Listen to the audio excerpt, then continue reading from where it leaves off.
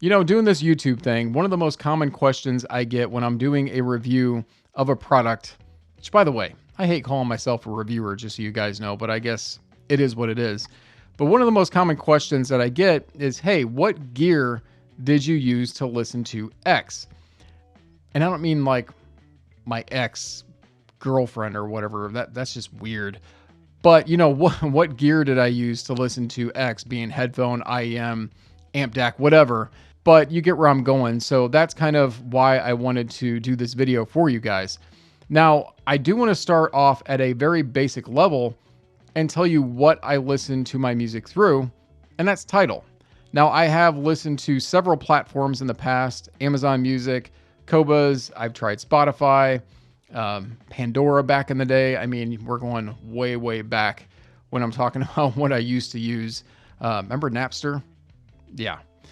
Anyway, so I've done a lot of services, or I've used a lot of services to listen to my music. And the reason why I landed on Tidal, it is not MQA, by the way.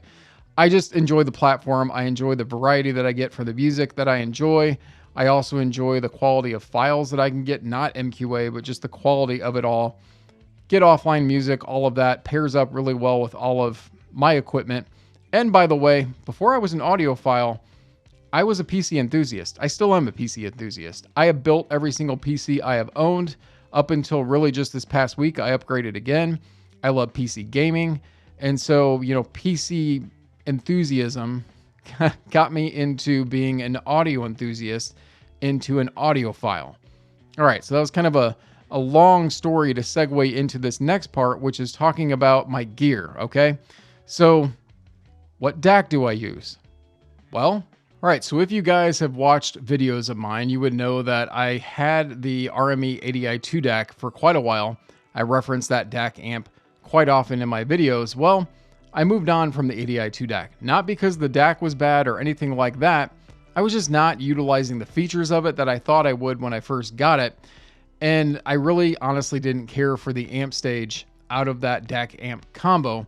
When I first wanted to get a high-end DAC, the Bifrost 264 was on my list, and I really wish I would have gotten that one, and so that's what I got. And to be honest, the reason why I went to the 264 was because, one, I just really enjoy Schiit products, but, high recommendations from friends and people in the community have told me nothing but good things about this DAC, and I gotta tell you, I've experienced nothing but good things about this DAC. I love it's got that musical nature to it. It's punchy. It's got slam. It's just got grip to it and adds some different things to my music that I enjoy. It's a little bit more on the intimate side of the soundstage aspect of things, but you can also pair that up with different amps to get different things from that, not to mention the headphones. I really enjoy the Bifrost 264, and so that is the DAC that I now use in my videos currently. Really quick side note I feel I should mention is with my amplifiers, DACs, and everything, I do have a switch box for XLR and another switch box for RCA. That really helps me do some quick A/B testing. And I love using World's Best cables. You can look them up. I find they have very good value for the quality of cables that they use for my interconnects. All right, so let's move on forward now and talk about some of the amps that I use. Yes, I said amps, plural. All right, to no surprise for some of you, the Cayin HA-6 is pretty much the main solid state amp that I use these days. I've had it for a while. I enjoy all the different features of this amp. It is very powerful, so it can pretty much drive anything that I've thrown on it. It's got high current mode. It has got impedance modes that I can, plug in to a higher impedance output for different drivers, dynamics, things like that. It's got a high and low gain mode, of course, balanced. It's got single-ended as well, but it's just a very lush sounding amp in my opinion, and has somewhat of a tube nature to it at times, depending on the kind of gear that you're listening to. Pairs up really well with ZMFs and the ZMFs that I own, which is another big reason because that is my favorite headphone brand and sounding headphones. So to no surprise, the Cayin is there. Now, another amplifier that I just recently got, guys, is this bad boy right here, the Cayin HA-3A. Now, I have been really wanting a solid sounding tube amplifier for quite a while. I had my bottlehead crack. That was a great OTL tube amp, but I wanted something a little more high end. And I gotta be honest, like when I did my video of the Yamaha YH-5000, that kind of made me wonder what I was missing out on by going on something a little more higher end. And you know, this amp is not cheap, but it's also not top of the line either. But man, does this sound good. This has got impedance matching features of it. It's got good drivability of all of my gear that I have right now, all of my headphones that I have right now. It gives it that tube flavor, but it's also an accurate flavor. Pairs well with planars, extremely well with planars, by the way. And I get to tube roll and do all kinds of things with this amp, not to mention the fact I love the look of it. And yeah, if you guys haven't figured it out, I'm kind of a Cayin fanboy. Is it Cayin or Cayin or Cayin? Don't know. But I'm kind of a fanboy of their products just because I love the build. I love the aesthetics of them. They put a lot of thought into the technology behind them. And I have been nothing but impressed with this amplifier. Now, I haven't done a review on it yet, and I don't know if I will necessarily, but you're definitely going to hear me referencing this amp quite often in my videos, especially with different headphones that I'm going to use on this amplifier. So I was super stoked. Couldn't wait to show you guys this amp. I dig it. And now I think it's time that I tell you about another amplifier that I will also use sometimes in my videos. This little guy, the Magni Heretic. And I got to tell you, I owned this little guy back when I first got into higher end audio, and I moved on from it, went to a Jotunheim 2, and I've kind of missed it ever since then because this little guy has a lot of power for a single-ended amplifier. I think it's somewhere around 2 watts.